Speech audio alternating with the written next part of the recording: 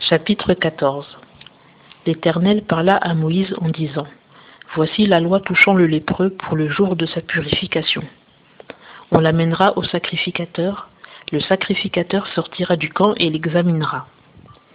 Si la plaie de la lèpre du lépreux est guérie, le sacrificateur ordonnera de prendre pour celui qui doit être purifié 2 oiseaux vivants et purs, du bois de cèdre, du cramoisi et de l'hysope.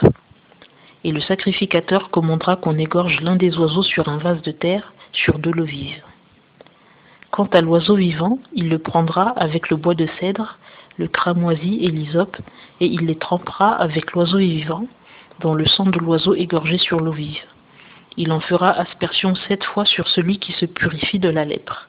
Il le déclarera pur, et il lâchera dans les champs l'oiseau vivant. Et celui qui se purifie lavera ses vêtements, rasera tout son poil, se lavera dans l'eau, et il sera pur.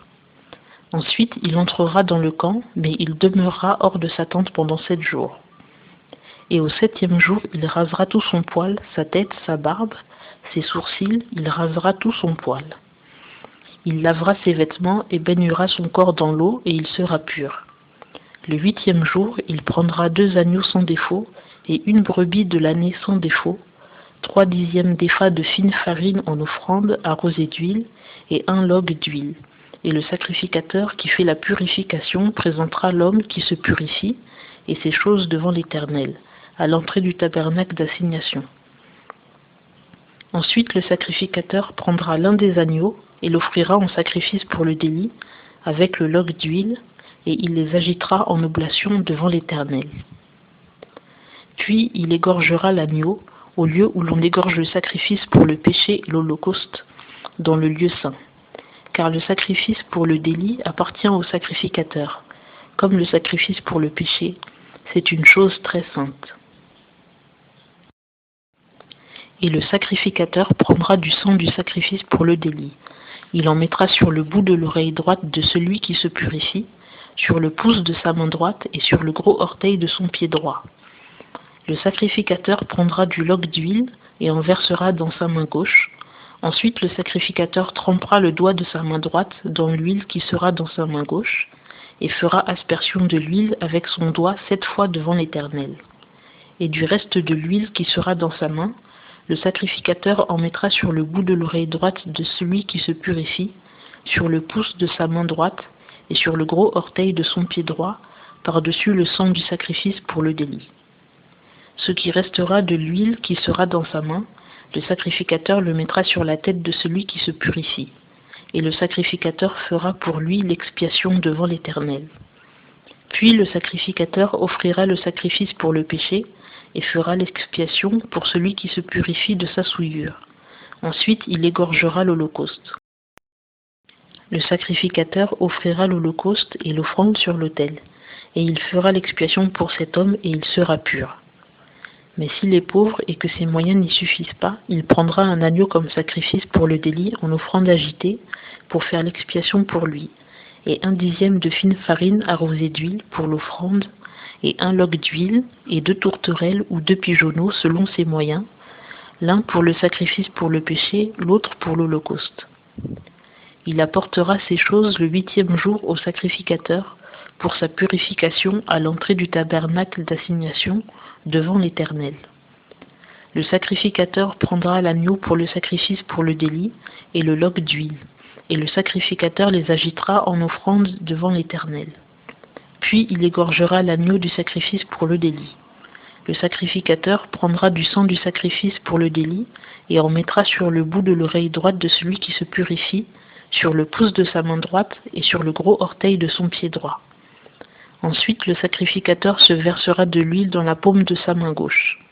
Et de l'huile qui sera dans sa main gauche, le sacrificateur fera aspersion avec le doigt de sa main droite 7 fois devant l'Éternel. Et le sacrificateur mettra de l'huile qui sera dans sa main sur le bout de l'oreille droite de celui qui se purifie, sur le pouce de sa main droite et sur le gros orteil de son pied droit, à l'endroit où il a mis du sang du sacrifice pour le délit.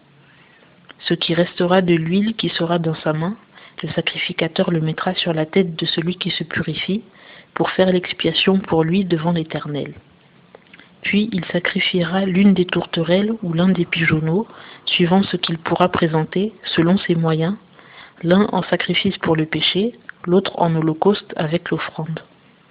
Et le sacrificateur fera l'expiation devant l'Éternel pour celui qui se purifie.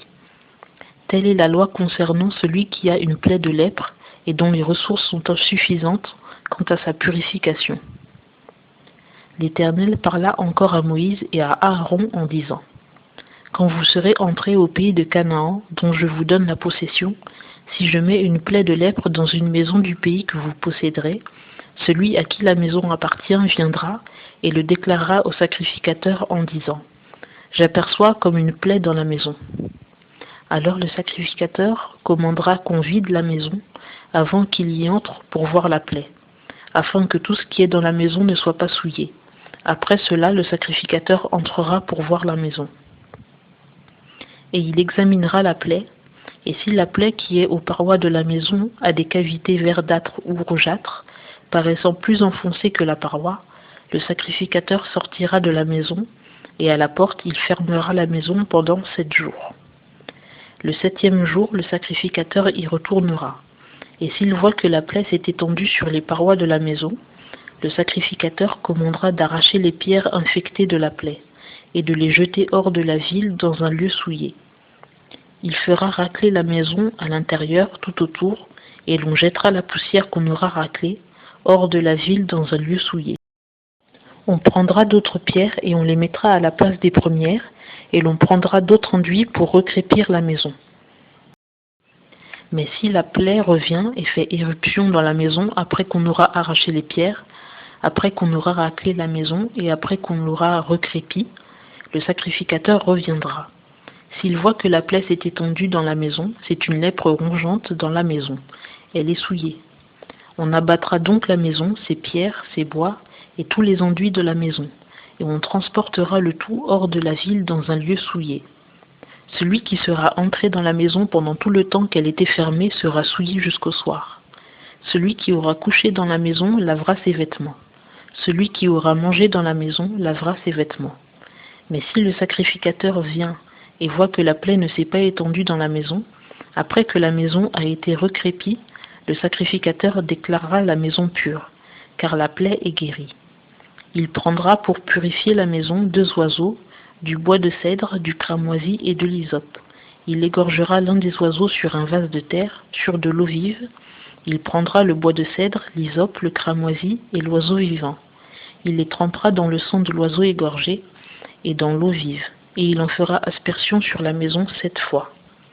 Il purifiera ainsi la maison avec le sang de l'oiseau, avec l'eau vive, avec l'oiseau vivant, le bois de cèdre, l'hysope et le cramoisi. Puis il lâchera l'oiseau vivant hors de la ville dans les champs, et il fera l'expiation pour la maison, et elle sera pure.